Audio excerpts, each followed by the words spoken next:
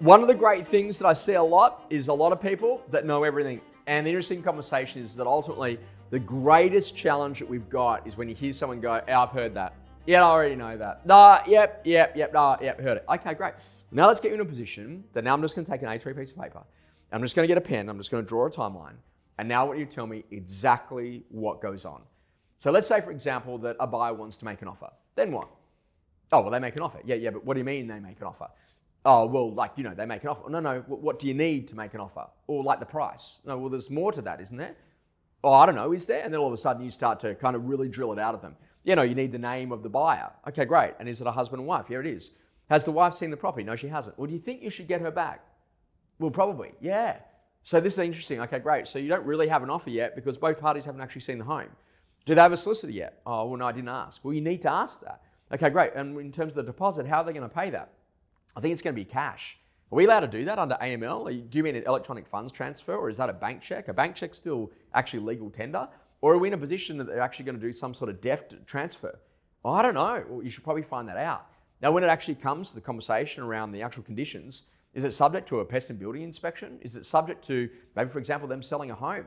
Is it subject to them being in a position that they actually can get their finance approved? And then when it then comes to the settlement date, is that in like 30 days, 42 days, 60 days, or 90 days? I didn't ask. But I know the price they want to pay. But if you don't know all of the other elements, the deal's actually going to fall over. Then what is a great philosophy to really test people to actually make sure they know what actually happens? Let's say, for example, that we meet a buyer at an open home. Then what? Well, we call them back. Well, do we? Well, yeah. Well, no, I thought that when they walked out of the open home, we actually send them an SMS with a link to the property. Do we do that? Yeah. Why do we do that? Because then what they do is they take the SMS, they then forward it on to their family and friends. The family and friends then click on the link, they go to the website.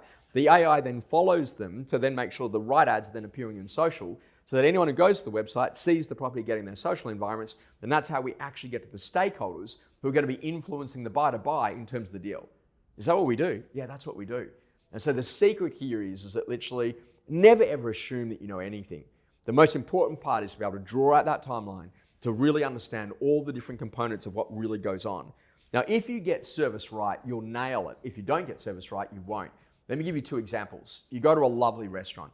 Hey, lovely to have you here today. May I take your jacket? Quick question, madam or sir. Would you like some sparkling or some still water? And if you like the sparkling water, would you like some Antipodes from New Zealand or the San Pellegrino from Italy? They are nailing service expectations. They're very clear that time and time again, this is the process that they go to follow. Here's the opposite of that.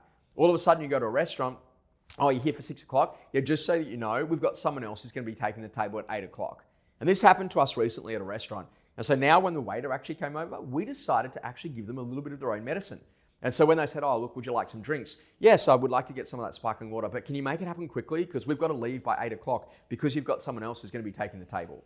And it's at that point the waiter then realized the implied pressure that they put on because they didn't really think about the customer service and the experience they were providing, but they were verbalizing something that's going on in their head, but they weren't providing a great experience in that moment. And that's what then what does. It forces you to really understand why you do, what you do, and when you do it, so that you don't bruise the client, but instead you actually provide a great consumer experience.